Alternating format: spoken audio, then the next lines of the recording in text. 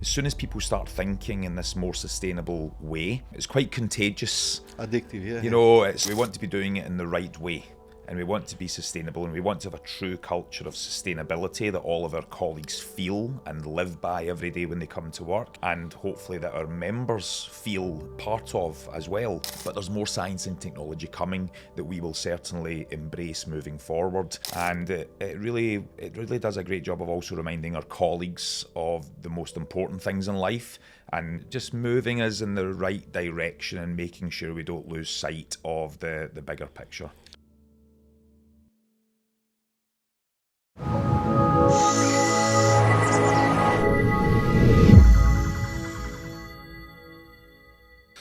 Good morning, Steve, and welcome to our I'm Not Plastic series.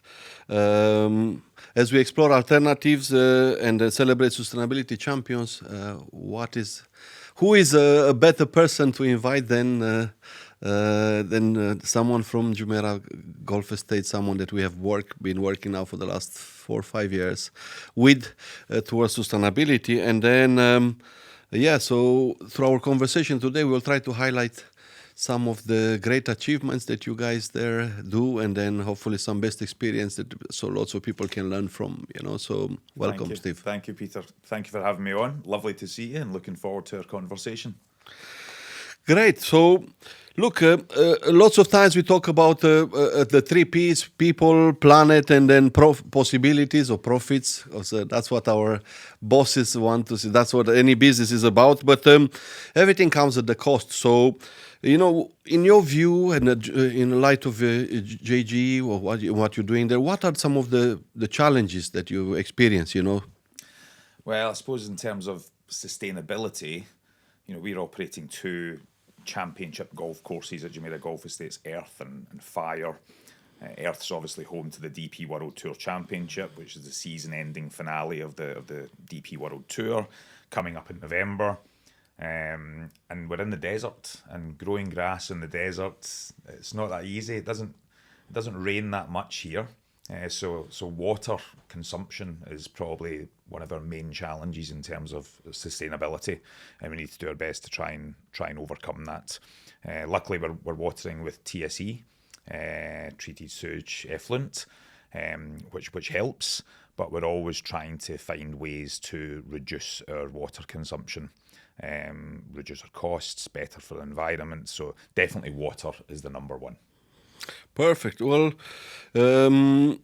again, lots of times we hear this holistic approach to sustainability. So you had so many sustainable initiatives that sometimes we get so into, and there's so much more. And once you get excited, you get so much more to do. But what are some of the approaches towards sustainability that you did there?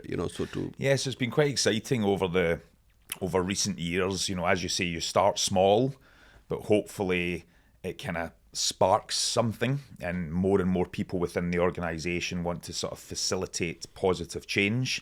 And we've seen that happening over the last few years. I mean, recently, one of the most exciting projects we've been working on to help with our sustainability goals has been a massive upgrade in our irrigation software system. So it means that when we're watering the golf courses now, this was a big project that happened this past summer, which is now completed, and we've got a state-of-the-art system which now allows us to be far more detailed in the way that we water. We can water to the second rather than the minute. Yeah. Our golf course superintendent, Stuart Horwood, who's an amazing guy, he can sit in his iPad and water any one of our 4,000 sprinklers on the golf course, from his phone, and he can make sure that we're not overwatering.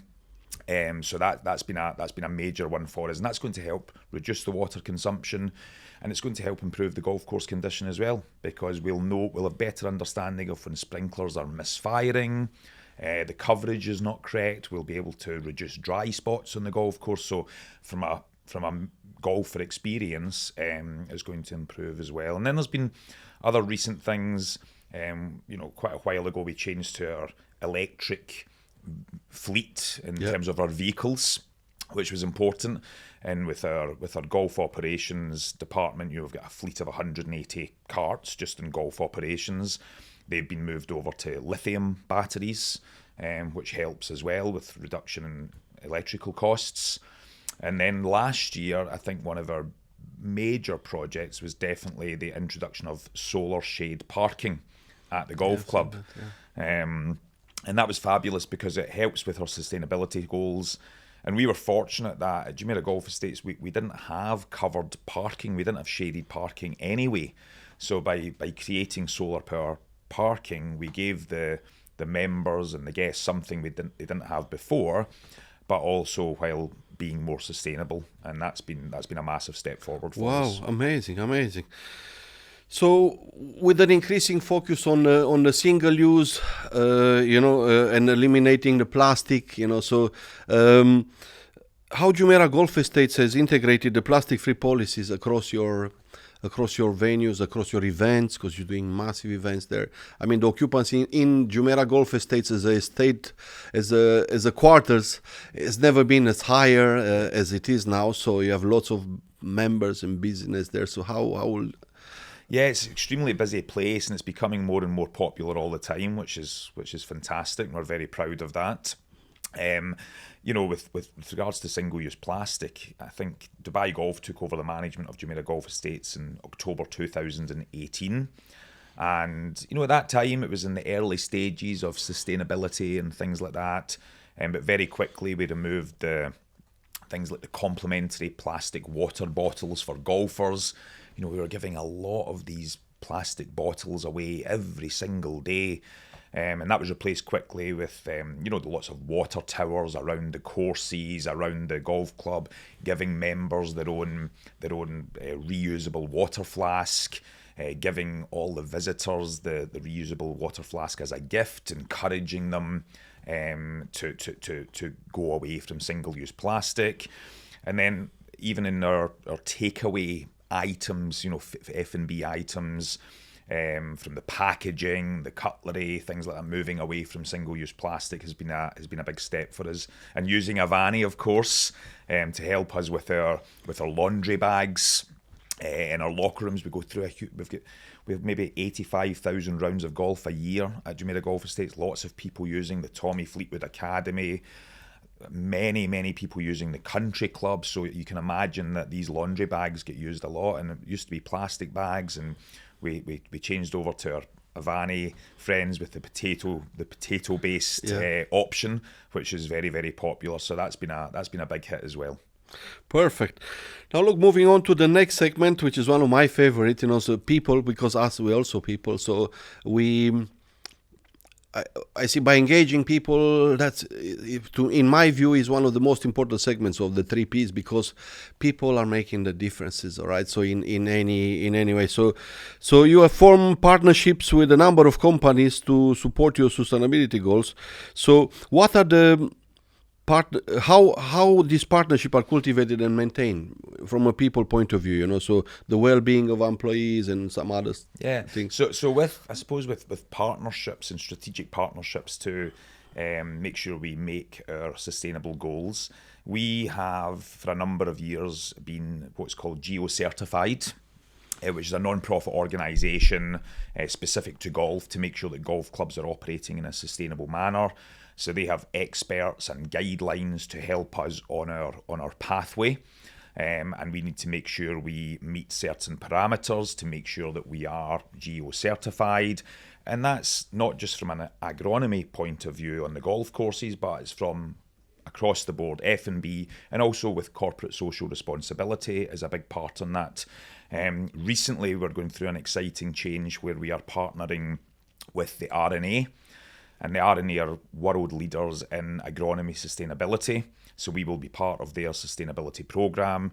They've got world-leading experts to help give us guidance, recommendations, so that we can make smart decisions to make sure that we're moving in the right direction going forward. So that's very important for us. As I say, that's the start of a project, but they'll also be able to bring new sciences, new technologies to the table. that we can then do our due diligence on and consider the best way forward for Jumeirah Golf Estates. Yeah, well, the past year you mentioned Tommy Fleetwood Academy, and having experienced the golf course and so on, So for me, I remember January when I was there. We had some friends in town, and Tommy was partying on one of the, and then he was so easygoing so the approach, so the approach of Jumeirah Golf Estates in terms of encouraging the community to come together. So your members there, how have they responded to your sustainability efforts? I mean, I know other organizations where, like hospitality, where I used to work with, and some of our clients are also from, where the demand is from the clients, from the guests in the restaurants or the hotels. You must do something on sustainability. So I know you were at the forefront of that. You anticipated quite a lot, but how are the members responding? Well, we're fortunate. We've got a lovely membership at Jumeirah Golf Estates. We really do. It's a very family-orientated community. We've got about 1,050 villas inside the ring road in the 13 fire and earth communities. We've got a lot of golf members who are living outside of Jumeirah Golf Estates, maybe another 800 or so. And then we've got about 300 colleagues, just under 300 colleagues. So it's got a real family atmosphere. And I think what works well is, you talked about colleague well-being there, sort of employee happiness, which is key to what we do, and having the right culture within our organisation. We've got lots of initiatives that we do with our colleagues to make sure that they're happy at work, and that's from simple things like their accommodation, their food, making sure that they've got the correct kind of medical insurance coverage. These are important pillars. But then there's the other things like learning and development. It's so important if people feel as though they're constantly getting helped to improve at what they do. When our colleagues come to work, if they're happy and they feel empowered, they will do a better job. So all of these things, and simple things, Peter, like, every month having our monthly colleague birthday celebration and our monthly colleague awards and quarterly awards, and celebrating the successes and telling the great stories about these wonderful colleagues that we have across the operation. And if we can do that properly, it means when we make changes in our operation for sustainability reasons, whether it's removing complementary plastic water bottles, because of the relations between the colleagues and the members, it's quite easy to do. And of course, communication is key. You take somebody's free plastic water bottle away, they might not be happy, but if you communicate properly as to why we're doing it and what the other alternative option is that we're giving you instead, people very quickly become on board. And nowadays, more and more people are more climate conscious. Sustainability awareness is higher. So I think we're really moving towards a time where the consumer will actually select companies based on how sustainable they are. So it's never been a problem in terms of working towards sustainability. Our members give that the full support. Yeah, but I have to compliment you. I mean, the colleagues there, in terms of training and so, but you have the same colleagues, and I can see today he's wearing regular uniform, and then tomorrow there's a jacket all of a sudden. And then it's so nice to see people growth there. But I also, because when we implemented the straws, for example, IAMNOTPLASTIC straw, I was very particular on that to see how that works, and I also saw their efforts to make the difference, and the guys in the changing room the same. And I remember a couple of times I was there, and then somebody tried to use and open one of those bags because there was a challenge to open the bag. And then when they went and they explained, look, it takes a little bit more effort to open it, but it's made of what is made. And because the change is not easy to implement, so that's right. But that's a very good point. But I remember thanks for that. So we also try to see and to adapt. For example, that was a fairly new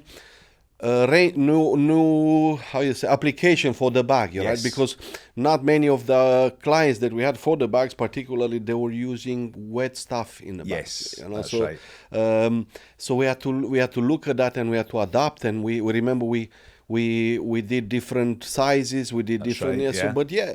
but the same was with the straw, you know. So for me, it was nice to see that they are prompting the guests, do you need a straw or not, you know. Yeah. So, and by doing so, we reduce so much the quantities of straws used, and I think that's our goal as well. Absolutely. We want to replace, we offer alternatives, but we are not only happy to use the same quantities, but we want our clients to Yes. use them responsibly, and yeah, so we will do so much. We can do so much more in Very the much future. so. All Look right, forward so. to it. Okay, so we talk about people, we talk about planet, you know. So possibilities, you know. So possibilities is what keeps us alive. Is the profit, is the must-have one, because if there's no profit, then forget about the rest. But lots of times I said, if you have the first two, the third one comes naturally. And as a basics of Amex hospitality, for me, I never focus on cost cutting and so on. I always thought that if you drive the revenue, if the guests are happy, colleagues are happy, then the owners are happy. So in terms of you mentioned again during our conversation, sustainability. To be sustainable is not necessarily cheap. It comes at a cost. So how this affected, how the initiatives that you did at the golf club affected your profitability, you know. So to implement sustainability must have been challenging. I just make a little paragraph here because I was very pleasantly impressed to see what you do with the mulch, that you brought on site a mill. So you take all the branches when you trim the golf course, and everything was there. So I was telling a friend of mine, oh, look how much fire for wood is there. But using a resource which was widely available there to reuse that resource for your golf course. So yeah, hats off. Yeah. Thank you. Yeah, I think of course there's certain elements that require initial investment, and that's the way it's going to be. But as long as there's smart thinking and good planning around how it's done, and as I sort of touched on earlier on, as soon as people start thinking in this more sustainable way, it's quite contagious. Addictive, yeah. You know, okay, this one project here, like this satellite irrigation system that we've done recently, and it's 1.5 million dirham investment to do that over the summer. But we know that we'll reduce our water consumption by maybe 10%, and as we get the system dialed in, we'll start reducing even more. The conditions will get better. If the conditions of the courses are better, the members are happier, the visitors are happier. You end up making more profits in other ways. So as long as you've got an open mind to that, it can work very well. And also there's other great solutions. Our solar shading provider, we worked with Etihad Esco on that, and they've got very smart payment plans where for companies that maybe don't have the funds to make the initial investment, that would get done for you. And then when you then get the power from the solar shades, it goes back into the grid, and you work together as a partner on that. So there are ways to become a lot more sustainable and carry out some quite major projects without a huge capex investment in the first place, as long as you're sharing the benefit with whoever is doing that project for you. And you touched on the wood chip on the golf course. Things like making sure we're bringing in some wood chip, for the DP World Tour Championship to make sure the course is beautiful. But making sure that's locally sourced, locally supplied is very important to stop with shipping costs and the damage that does to the environment is important. But also, as you said, using our own wood chip, as we're trimming the trees and doing the landscaping on site, we've got a huge number of trees. You're lifting the canopy. We bought our own wood chipper, so we wood chip on site, and we've got a combination of buying in some wood chip plus making our own wood chip. And a while ago, Jumeirah Golf Estates had become quite overgrown in the native areas. Yeah. So the design of the golf course is supposed to be like the earth course is supposed to be maybe you hit the ball offline towards the mulch area, and your ball kind of runs through the mulch, and you can go and find it, and it's under the canopies of the trees, but you can hit your ball out. But the trees had become overgrown, the canopies had dropped, the saplings on the ground were growing up, so they became like bushes. Yeah.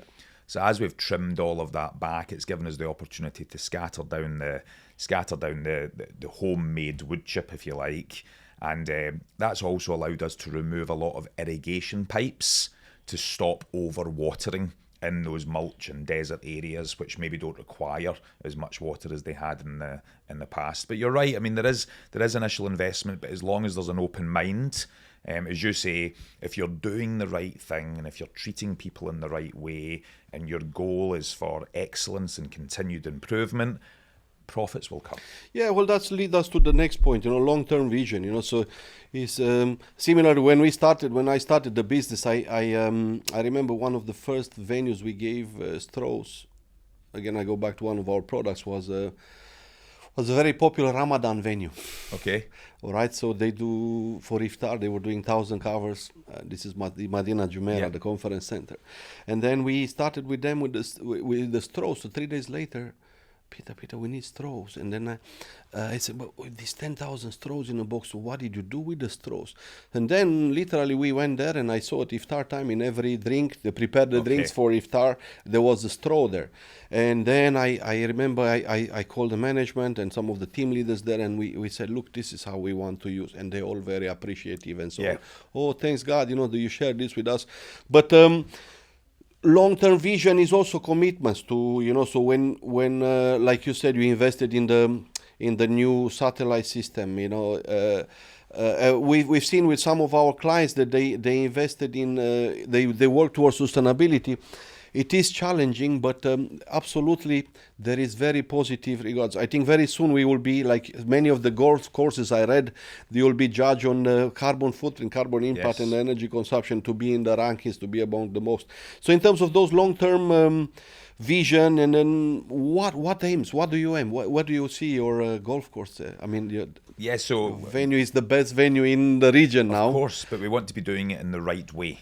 And we want to be sustainable, and we want to have a true culture of sustainability that all of our colleagues feel and live by every day when they come to work, and hopefully that our members feel part of as well. We talked about water quite a bit already.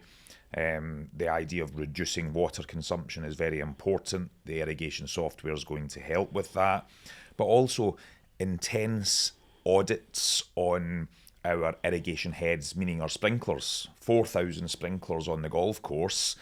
You need to look after these things, proper maintenance, proper care, and making sure they're working in the correct way to prevent overwatering. Using technology to test the moisture levels in the turf, again, to prevent overwatering. Using simple things like pogo sticks in the greens and things like this. These are tools that the team are using. But there's more science and technology coming that we will certainly embrace moving forward. We've got new machines coming for the agronomy team. They are hybrid machines rather than petrol machines, which is another step forward in the right direction. Hopefully they'll be a little bit quieter as well. Yes, the first I hear in this part of the world. Yeah, well done. Yeah. So they'll be quieter, so that they might not upset some of the residents so much in the early morning when the agronomy team start their golf course preparations at 4 a.m. in the morning. And also we're looking at the moment at robotics, for fairway mowing and things like that, using robotics to cut the grass in a more efficient way, which is quite exciting. But for me, I'm fascinated because, again, my background is talking now. But you're doing these large events there, so with the build up and the breakdown of for example, the tournament, the DP World Tour, the finale, which is one of my favorites, and there's so many other events throughout the year. I mean, your festive seasons, and so how do you manage that? Because I know it takes a lot of effort from your side, but a lot of times, there is a mess. To call it, because when you build and when you remove, the grass gets affected and so on. So what are some of the best practices that you did there to manage cost, because it's quite costly to do that, but also to enhance the guest experience there? Well, we're very fortunate. We work closely with the DP World Tour. Their offices in this region are actually based at Jumeirah Golf Estates. They're a wonderful team. They're very creative in what they do. They do have a real focus on sustainability. At this year's DP World Tour Championship, the Earth Lounge, which is the hospitality unit to the left of the 16th green, is going to be carbon neutral. It's solar panels. It's made from sustainable materials. So yeah, they're very forward thinking in what they do, and there's a real great teamwork between ourselves and the team at the tour and the other contractors who are responsible for the build, whether it's Wicked or Al Laith. These teams are very professional in what they do, and we work very closely. We have regular meetings to try and make sure that, yes, of course, we want to create this amazing build and this unbelievable, memorable experience for those who come to the event, including the players. But we need to be mindful of our residents and our surroundings and the environment, and looking after, as you say, the grass or the trees or the wildlife on the course. And yeah, just good communication, good teamwork, honesty, working together. And before the build even started, we got everyone in a room together at the ballroom at Jumeirah Golf Estates, and we talked through, what went well last year, even better if this year. So we always want to try keep improving, and we've been so happy with the DP World Tour. They're doing a wonderful job with the build this year. It's more efficient, it's cleaner than ever before. And I think our members are going to be really happy when it comes to the next couple of weeks as it starts to finish and the excitement rises. Last year, what else you did this the fountain, the big truck with the fountain, with no more bottles. Yeah. And I thought that was brilliant. Let's see how everybody goes to the fountain and then refill the waters amongst few others. But last but not least, talking of profits, to have a celebrity golfer like Tommy Fleetwood naming your academy after him, is not cheap. I mean, in my time in F&B, we brought the Michelin stars to the restaurants, and I know it's not necessarily the greatest business model because there's so much more cost associated with it. But in light of that, I know for a fact, because I interact with quite a lot of your members there, the experience has been high. But then how that change has impacted your operations there? Well, I mean, bringing Tommy into the academy and having the Tommy Fleetwood Academy at the DP World Golf Performance Centre. So we work very closely with DP World on this, and obviously very closely with Tommy. And Tommy's a member of the club. He spends a lot of time there. Obviously, he's travelling around the world playing in international golf tournaments and performing very, very well. He won the silver medal in the Olympics recently. But what a wonderful guy to have at the academy. And of course, there's costs associated with these things, but Tommy does so much for the academy, for the growth of the game in the region, for the junior section. We've currently got our DP World Tommy Fleetwood Academy container going around the schools of Dubai. At the moment, it's in Safa Community School this week. That's our first school of the season, and every week it'll move to a different school to teach children and teachers about the game of golf and the benefits of golf, whether that's health benefits, lifestyle benefits. And Tommy's very focused on what golf can do for youngsters in terms of making them good people. That's what his thing is, and he's such a professional person himself. He spends all of his time down at that academy when he's here in Dubai practicing, and he inspires the children, he inspires the colleagues, he makes our golf coaching team want to be better at what they do. That's been an amazing move for us over the last sort of 1.5 years. Brilliant. And it's continuing to get stronger. So that's the last part of my last part of this communication with you in the interview. We really wanted to focus on the CSR part, the giving back to community, like you mentioned. I mean, I was aware of this container that goes around. It even goes on every time the tournament goes in. The DP World advert comes with that. But yeah, so in terms of CSR and engaging the community, I know golf as a sport is one of the most charitable sports. They give so much back to communities worldwide. So in this part of the world, how is that aspect looked after? Yeah, I mean, it's obviously a hugely important element. As I said earlier on, we live in a large community. There's a lot of people in Dubai who are in very fortunate positions. There's some great charity work going on in Dubai. We take every opportunity to try and support, whether it's foundations coming into the club, introducing them to the game of golf. We're very much part of Dubai Fitness 3030, which is coming up shortly. Yeah. We're going to be having initiatives every day during Dubai 3030, free of charge. People coming along to experience Jumeirah Golf Estates, be introduced to the game of golf, activations that are promoting health and well-being. So yeah, there's lots of different things going on. We work closely with foundations to. Recently, we had friends of cancer patients in at the club looking after some people that had been going through some hard times, and doing things like this is very fulfilling. And it really does a great job of also reminding our colleagues of the most important things in life, and just moving us in the right direction and making sure we don't lose sight of the bigger picture.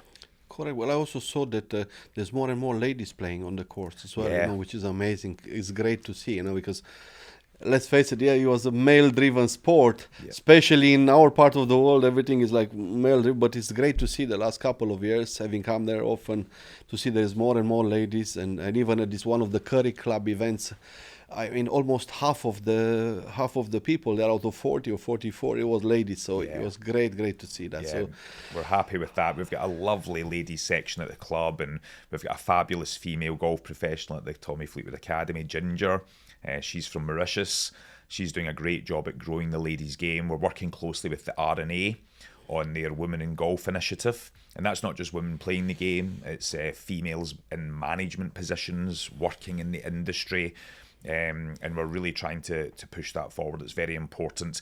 Down at the Tommy Fleetwood Academy with their young golfers, maybe out of about 200, I think recently the number was about almost 40% were female young golfers. 38%, Wow. which is amazing. And obviously it's not perfect because it needs to be 50 or 51 or 52, but we're moving in the right direction, and that's important to us.